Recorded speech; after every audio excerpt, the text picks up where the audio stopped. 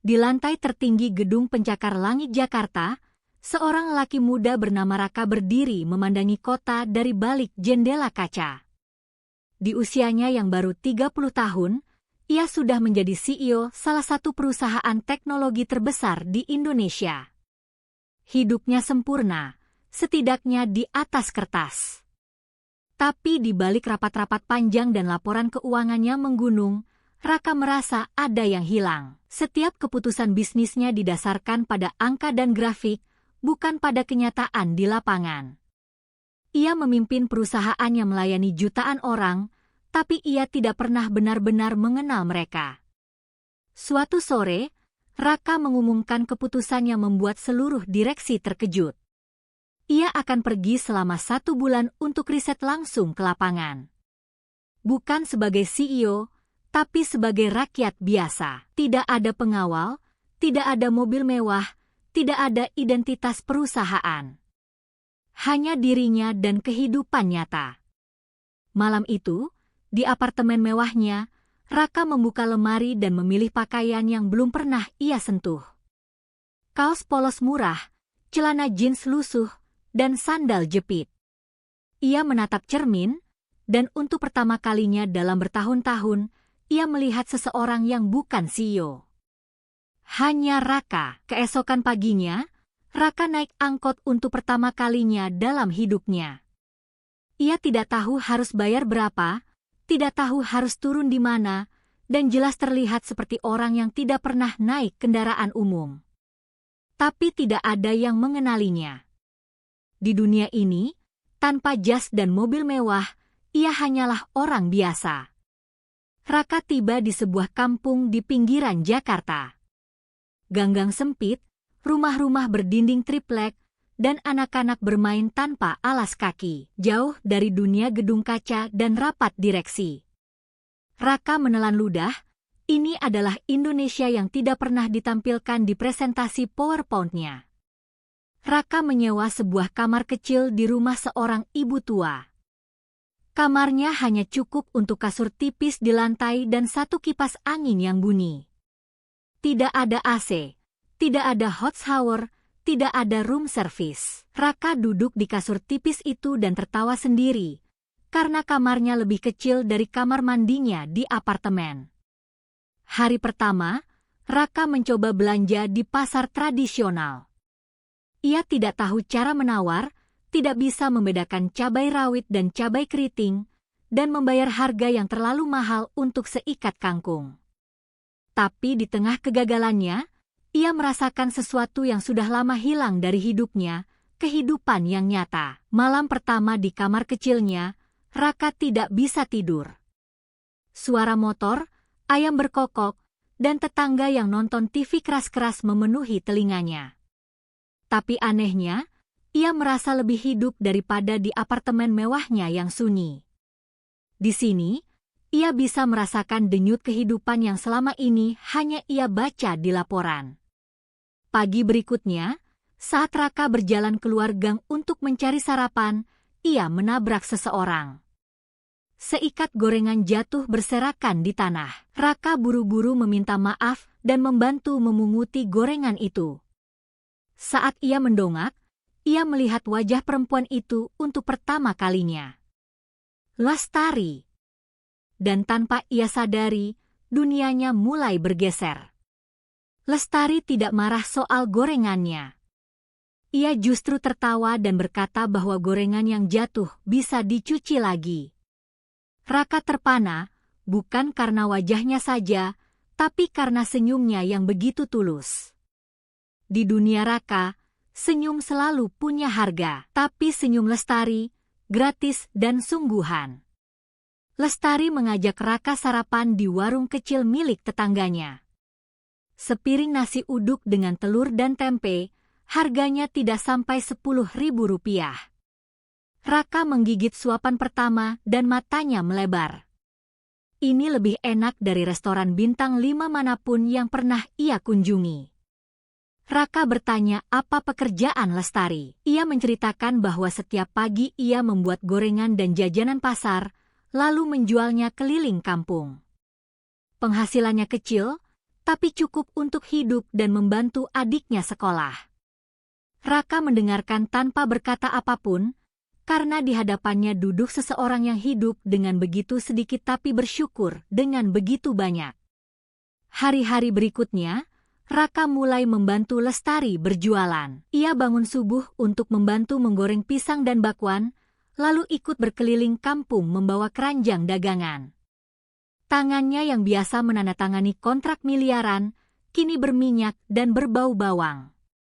Tapi anehnya, Raka tidak pernah merasa sebahagia ini.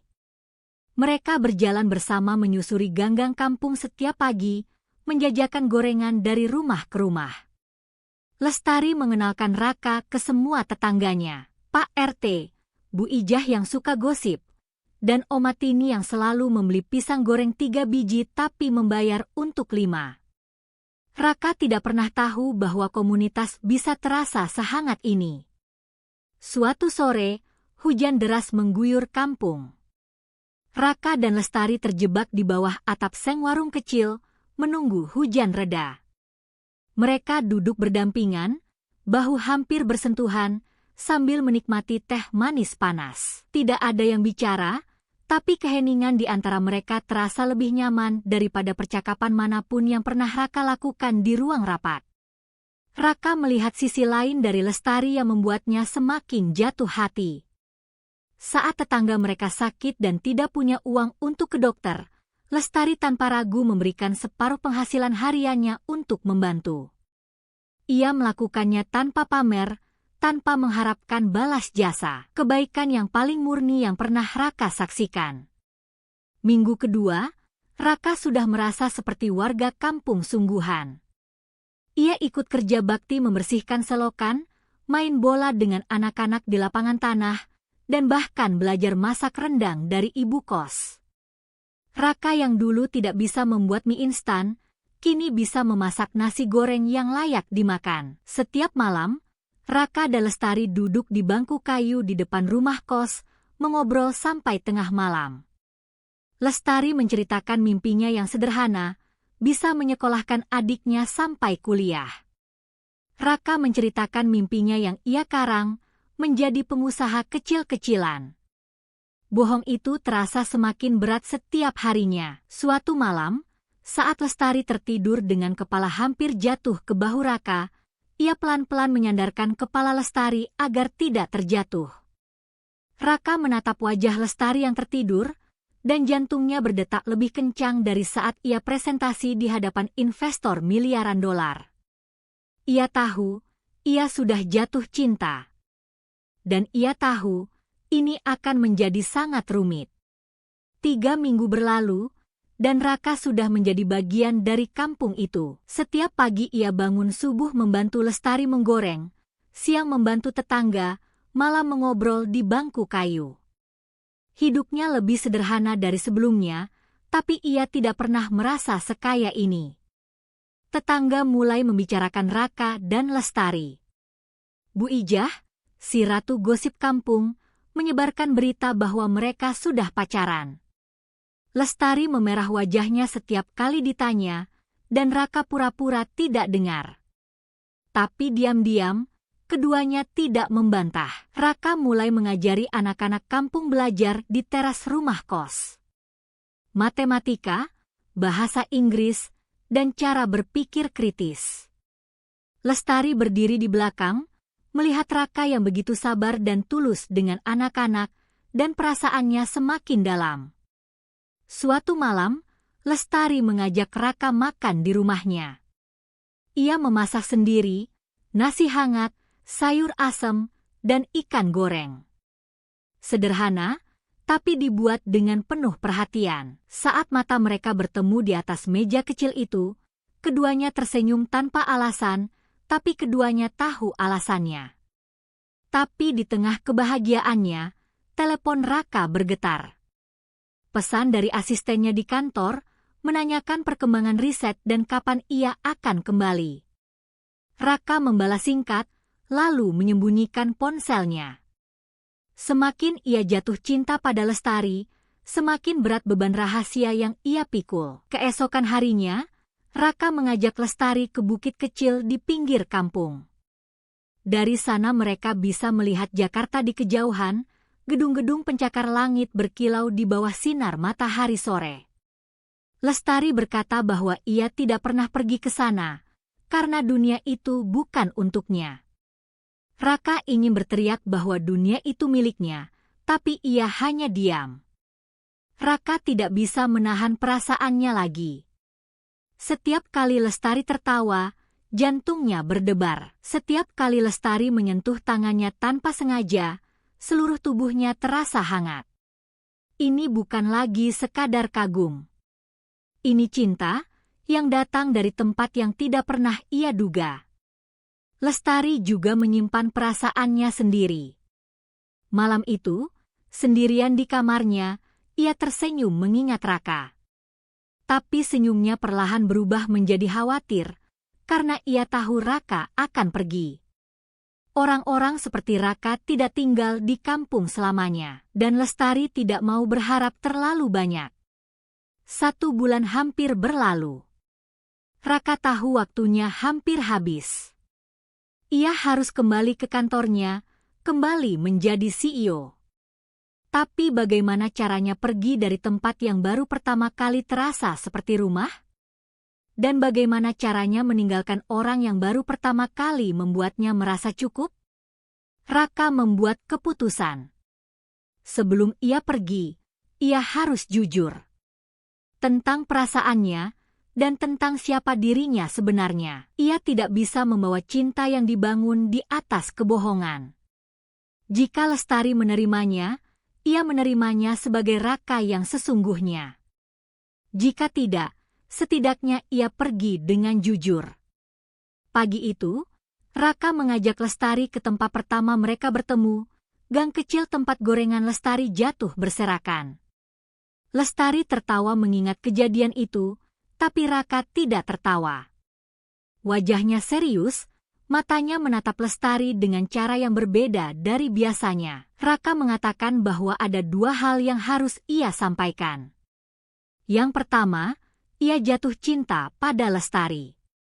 Bukan cinta yang datang dari kemewahan atau kedudukan, tapi cinta yang tumbuh dari senyuman di pagi hari, dari teh manis di sore hujan, dan dari malam-malam panjang di bangku kayu.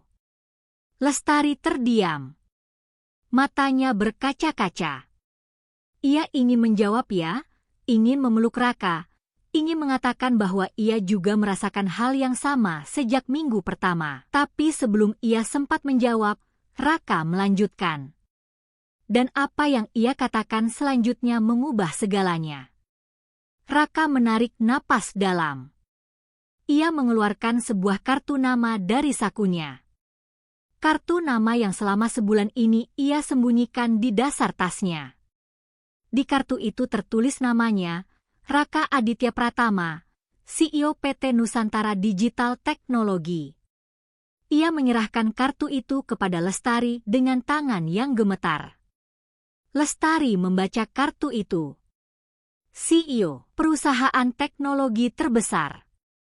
Lestari menatap Raka, lalu menatap kartu itu lagi. Senyumnya menghilang. Matanya yang tadi penuh cinta, kini berubah menjadi campuran kebingungan, kemarahan, dan rasa dikhianati. Raka mencoba menjelaskan bahwa ia datang ke kampung ini untuk riset, bahwa ia tidak bermaksud menipu siapapun, bahwa perasaannya tulus. Tapi setiap kata yang keluar dari mulutnya terdengar seperti alasan. Dan Lestari bukan orang yang mudah dibohongi. Justru karena hidupnya sederhana, ia bisa membedakan ketulusan dan kebohongan lebih tajam dari siapapun. Lestari mengembalikan kartu nama itu dengan menyelipkannya ke saku baju Raka. Tanpa berteriak, tanpa menangis di depannya, ia hanya berkata bahwa ia bukan mainan untuk riset siapapun. Lalu ia berbalik dan berjalan pergi.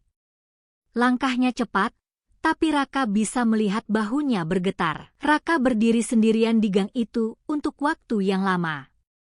Tempat yang sama di mana ia pertama kali melihat Lestari, kini menjadi tempat ia kehilangannya. Gorengan yang dulu jatuh dan membawa mereka bersama, kini berubah menjadi kebenaran yang menjatuhkan semuanya. Malam itu, Raka tidak keluar dari kamar kosnya. Ia duduk di kasur tipis, memutar-mutar kartu nama CEO-nya di tangan. Identitas yang selama ini menjadi kebanggaannya, kini terasa seperti kutukan. Untuk pertama kalinya dalam hidupnya, Raka berharap ia bukan siapa-siapa. Hanya Raka biasa, yang cukup baik untuk dicintai Lestari. Di rumahnya, Lestari juga tidak bisa tidur. Ia berbaring menatap langit-langit, memikirkan semua kenangan bersama Raka. Setiap momen indah yang mereka lalui, kini terasa seperti adegan film yang tidak nyata. Ia jatuh cinta pada Raka si orang biasa, bukan Raka si CEO. Dan ia tidak tahu bagaimana caranya memisahkan keduanya. 3 hari berlalu. Lestari menghindari Raka. Setiap kali Raka mengetuk pintunya, Lestari tidak membuka. Setiap kali mereka berpapasan di gang, Lestari menunduk dan berjalan lebih cepat. Kampung yang dulu terasa hangat, kini terasa penuh jarak. Tapi Raka tidak pergi. Ia tetap tinggal di kampung, meskipun waktunya sudah lewat. Setiap pagi ia masih keluar, membantu tetangga, mengajari anak-anak, dan membeli gorengan dari penjual lain sambil berharap bertemu Lestari. Ia tidak memaksa, tapi ia juga tidak menyerah. Sendirian di rumahnya, Lestari merenung. Bukan soal Raka yang berbohong, tapi soal dirinya sendiri. Siapa dirinya? Penjual gorengan dari kampung pinggiran. Dan siapa Raka? CEO perusahaan raksasa. Jarak antara mereka bukan soal jarak fisik, tapi jarak dunia yang tidak bisa dijembatani oleh cinta saja. Setidaknya, begitu yang Lestari yakini. Oma Tini, tetangga tua yang paling bijak di kampung, datang menemui Lestari. Tanpa diminta, ia bercerita tentang mendiang suaminya yang dulu juga datang dari dunia berbeda. Yang membuat cinta bertahan, katanya, bukan kesamaan, tapi kemauan untuk tetap memilih satu sama lain setiap hari. Raka menulis surat untuk Lestari. Bukan di kertas mahal atau amplop perusahaan, tapi di kertas seadanya yang ia robek dari buku tulis anak-anak yang ia ajari. Ia menulis dengan tulisan tangan, karena email dan pesan singkat tidak cukup untuk menampung apa yang ia rasakan. Raka menyelipkan surat itu di bawah pintu rumah Lestari pagi-pagi buta, lalu pergi sebelum ada yang melihat. Di surat itu ia tidak meminta maaf sebagai CEO, ia meminta maaf sebagai Raka. Raka yang jatuh cinta saat memungut gorengan. Raka yang bahagia minum teh di sore hujan. Raka yang ingin tinggal di kampung ini selamanya, bukan karena riset, tapi karena Lestari. Lestari menemukan surat itu saat membuka pintu. Ia hampir menginjak kertas yang terlipat rapi di lantai. Ia mengambilnya, duduk di tepian tempat tidurnya, dan mulai membaca. Setiap kata yang ditulis Raka terasa jujur, sederhana, dan penuh rasa sakit yang sama dengan yang ia rasakan. Air matanya menetes ke atas kertas sebelum ia selesai membaca paragraf pertama. 5 hari setelah pengakuan itu, Lestari akhirnya keluar dari rumahnya dan berjalan ke tempat di mana ia tahu Raka akan berada, bangku kayu di depan rumah kos. Dan benar saja, Raka duduk di sana, menatap langit malam, menunggu tanpa tahu apakah yang ia tunggu akan datang. Mereka duduk berdampingan di bangku kayu itu, seperti dulu. Tapi kali ini, ada jarak yang tidak terlihat di antara mereka. Lestari berbicara pertama. Ia berkata bahwa ia sudah membaca suratnya, dan ia percaya bahwa perasaan Raka tulus. Tapi bukan itu masalahnya. Lestari menjelaskan apa yang ia rasakan. Ia sungkan. Malu, ia hanya penjual gorengan yang tidak lulus SMA, dan Raka adalah CEO yang dunianya ada di gedung-gedung tinggi. Bagaimana ia bisa duduk di samping Raka di acara-acara perusahaan? Bagaimana ia bisa berbicara dengan kolega-kolega Raka yang berpendidikan tinggi? Ia tidak takut miskin, ia takut menjadi beban dan malu bagi Raka. Raka menjawab dengan tenang. Ia berkata bahwa ia tidak jatuh cinta pada Lestari di ruang rapat. Ia jatuh cinta di gang sempit ini, di warung nasi uduk itu, di bangku kayu ini. Dan cinta itu tidak akan berubah hanya karena ia punya jabatan. Yang berubah hanyalah alamatnya, bukan hatinya. Raka menceritakan bahwa sebelum datang ke kampung ini, ia punya segalanya tapi tidak punya kebahagiaan.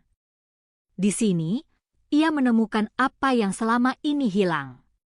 Bukan karena kampungnya, bukan karena kesederhanaannya, tapi karena Lestari. Karena perempuan yang memasak ikan goreng untuknya, yang mengajarinya menawar di pasar, yang menunjukkan bahwa hidup tidak perlu mewah untuk bermakna. Lestari diam mendengarkan. Setiap kata yang keluar dari mulut Raka mematahkan satu persatu tembok yang ia bangun selama 5 hari. Ia ingin percaya. Ia ingin percaya bahwa cinta bisa lebih kuat dari perbedaan status. Bahwa ia cukup, sebagaimana adanya. Raka berjanji satu hal, ia tidak akan pernah meminta Lestari berubah. Ia tidak akan membawanya ke dunianya dan memintanya menjadi orang lain. Ia ingin Lestari tetap menjadi Lestari, penjual gorengan yang senyumnya lebih berharga dari seluruh saham perusahaannya. Dan Lestari luluh. Bukan karena Raka seorang CEO, bukan karena uangnya atau jabatannya, tapi karena ia melihat di mata Raka ketulusan yang sama seperti saat pertama kali mereka bertemu, saat Raka berlutut memungut gorengannya yang jatuh di tanah. Lestari menjawab ya, dengan suara yang bergetar tapi hatinya yakin. Seminggu kemudian, Raka membawa Lestari ke kantornya untuk pertama kalinya. Ia menjemputnya dengan mobil sedan hitam mewah yang parkir di mulut gang kampung. Anak-anak berlarian mengelilingi mobil itu, dan tetangga-tetangga berbisik dengan mata lebar. Lestari berjalan keluar dengan gugup, mengenakan kebaya sederhana yang paling bagus miliknya. Lestari memasuki lobi gedung pencakar langit itu dan kakinya hampir tidak bisa bergerak. Marmer, kaca, dan orang-orang berjas di mana-mana. Raka menggenggam tangannya erat, berbisik bahwa ia tidak perlu takut, karena semua orang di gedung ini bekerja untuknya, tapi hanya satu orang yang memiliki hatinya. Di lantai teratas, Raka memperkenalkan Lestari di hadapan jajaran direksinya. Bukan sebagai proyek riset, bukan sebagai objek studi, tapi sebagai kekasihnya. Ruangan itu hening sejenak, lalu satu persatu, mereka tersenyum dan menyambut Lestari. Karena mereka melihat apa yang sudah Raka lihat sejak lama, ketulusan yang tidak bisa dibeli. Sore itu, Raka membawa Lestari ke balkon di puncak gedung. Jakarta membentang di bawah mereka, jutaan lampu mulai menyala seperti bintang di tanah. Lestari berdiri di sana, gadis kampung yang tidak pernah menyangka akan melihat kota dari ketinggian ini. Dan di sampingnya berdiri seorang CEO yang tidak pernah menyangka akan menemukan cinta di antara gorengan yang jatuh berserakan. Tapi malam itu, mereka tidak pulang ke apartemen mewah Raka. Mereka pulang ke kampung. Ke ganggang sempit, ke warung nasi uduk, ke bangku kayu di depan rumah kos. Karena cinta mereka tidak lahir di gedung pencakar langit, ia lahir di pinggiran. Dan di pinggiran itulah, ia akan selalu pulang.